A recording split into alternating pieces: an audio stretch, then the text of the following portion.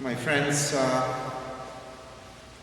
this is truly a special and unusual moment for all of us, I guess. I remember going to your schools or having you over at the church and celebrating Mass for all of you, being able to talk to you, in person, have that little interaction with all the students, teachers, It is something that we all miss. I miss that part of my ministry a lot. Right now I am preaching to this nice looking camera and imagining people sitting in front of their TVs and computers and phones and tablets and watching and listening. But other than that, the church is empty. Thank God for a little bit of company here. Leanne and Jay and our IT person is here. So at least I have someone to turn to and to look at and smile and have that interaction there. But that is exactly what is happening all over the world. This time, it's not only happening to us here, but it's happening all over the world. We are part of this global effort to fight this pandemic, to overcome, to remain strong. And this situation, it brings us together in such an amazing way. Such an amazing way. One of the things that people do those days, they pray for each other. You have no idea the magnitude of this. How many thousands and thousands, hundreds of thousands, millions of people praying for each other, praying for this thing to end, for us to go back to normal. Today, my friends, you are the very subject of our prayers. This is exactly what we want to do. We want to be here for you. And sometimes there is fear. One of the reactions that we have those days to what is happening around us is fear. Is fear. And I remember at the very beginning of his ministry as John Paul II gave his very first homily, and he said these beautiful words, "Do not be afraid. Do not be afraid. Do not be satisfied with mediocrity. Put out into the deep and let down your nets for a catch." Jesus, when he first came, when he first appeared after his resurrection, he entered the room where his apostles were gathered, and the first words he spoke were these very words, "Do not be afraid." And I think we have to begin with this message. I feel strongly that this homily should begin with this very message for all of you out there. Do not be afraid. There are things happening that make us feel uncertain. There's this great unknown, questions we ask, and this very doubt that we feel. But when Christ comes, when he is present and part of our day-to-day experience, he always comes with this message, do not be afraid. Do not be afraid. The responsibility is great. The situation is truly serious. But then he says, do not be afraid. Not only that, He challenges us, put out into the deep and let your nets down for a catch. And dear students, dear graduates, I think you very much feel those days like you are out there in the deep, you know. In the deep, there's this image of a lake or an ocean, and the boat, and we are in that boat, or you are in that boat. The boat is tossed all over the place by those uncertain waters, the weather that beats against it.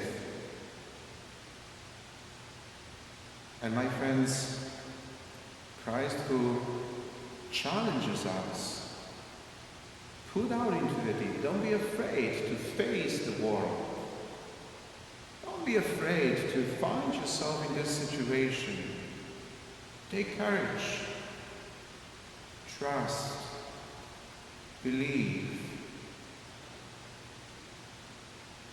Be patient. Be confident. Because with me, you have nothing to be afraid. You have nothing to be afraid. That's a beautiful message of our celebration today. We are in a very special company here, other than your chaplains. We have 3 beautiful saints I brought into this celebration. I just want you to know that the church is there for you, supporting you. We are calling upon our saints to come and to help and to assist us. And today I decided to bring 3 saints into this celebration. You see this picture in front of the altar, down below, with a little relic above. That's Saint Maximilian Kolbe, a martyr. He died, was killed actually, during World War II in a concentration camp. But he died in a very amazing way. He gave his life for another person, so that person could be saved and live.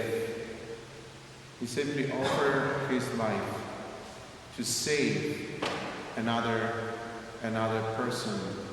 He sacrificed himself.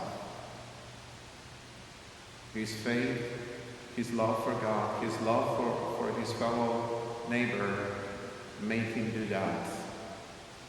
Today he stands as a strong example of love that conquers everything.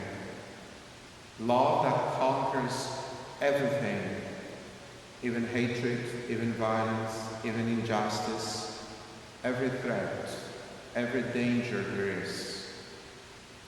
Another saint I brought to this celebration today is Saint Dominic Savio. We have his relics up on the altar. That little kind of vessel there contains the relics of Saint Dominic Savio. He died very young, at the age of 14. Today we honor him as a patron saint of the youth, students, especially high school students, because he died at the high school age. He got sick, didn't recover, passed away.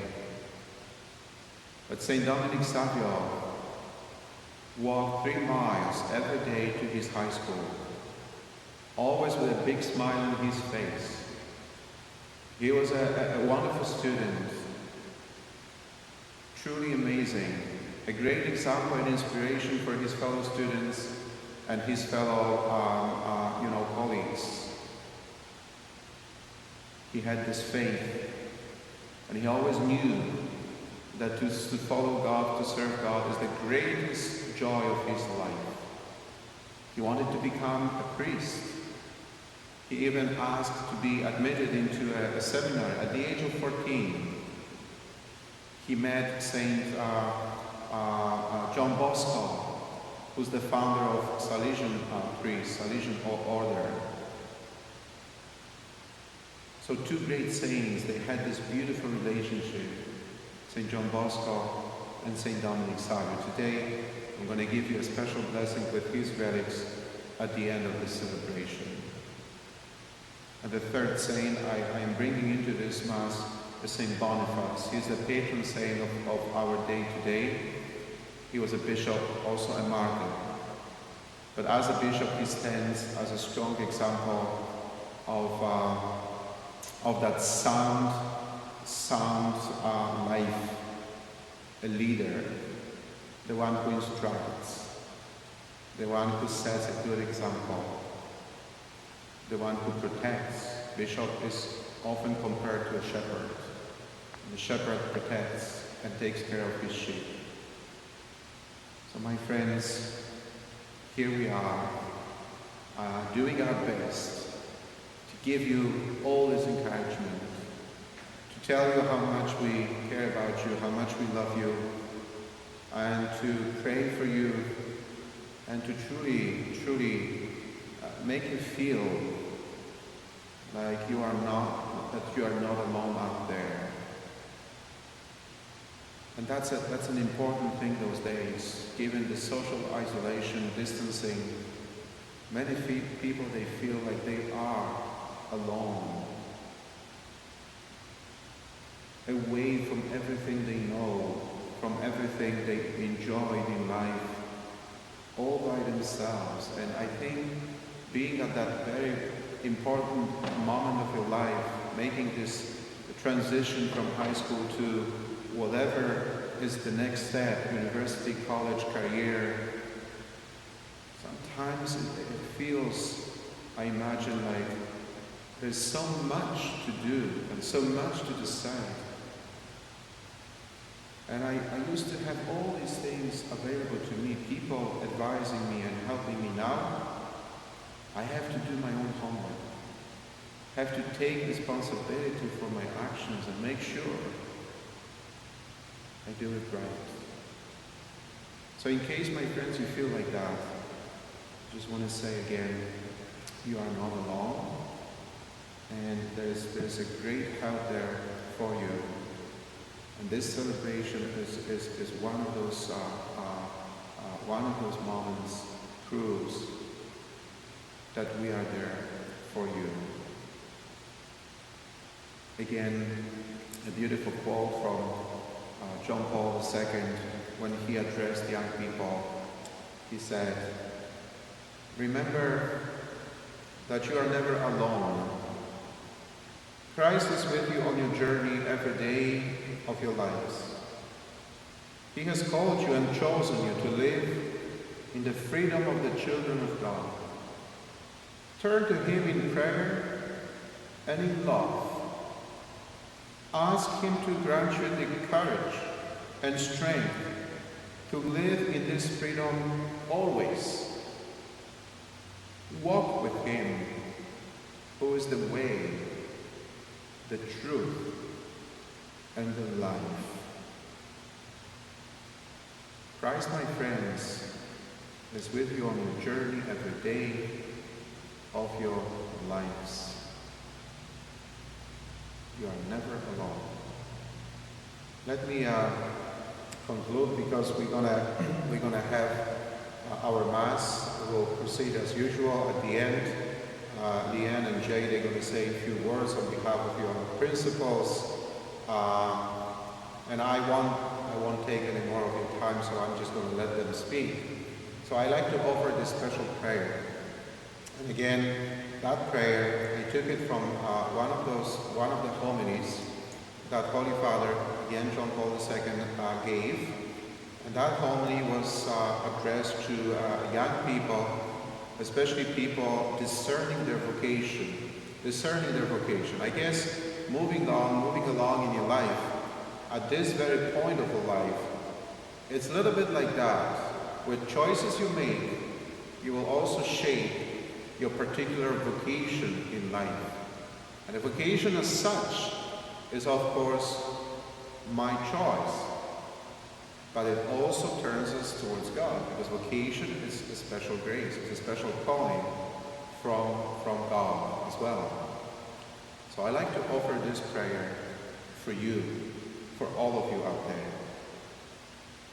Jesus, Son of God, in whom the fullness of the divinity dwells, you call all the baptized to put out into the deep, taking the path that leads to holiness. Waken in the hearts of young people the desire to be witnesses in the world of today to the power of your love. Fill them with your spirit of fortitude and prudence, so that they may be able to discover the full truth about themselves and their own vocation. Our Savior, sent by the Father to reveal his merciful love, give to your church the gift of young people who are ready to put out into the deep, to be the sign among the brothers of your presence, which renews and saves.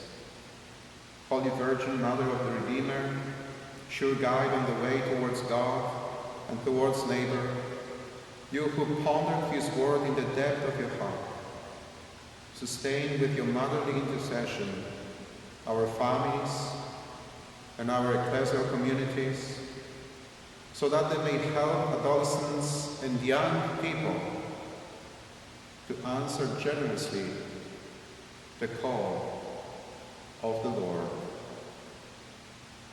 Amen.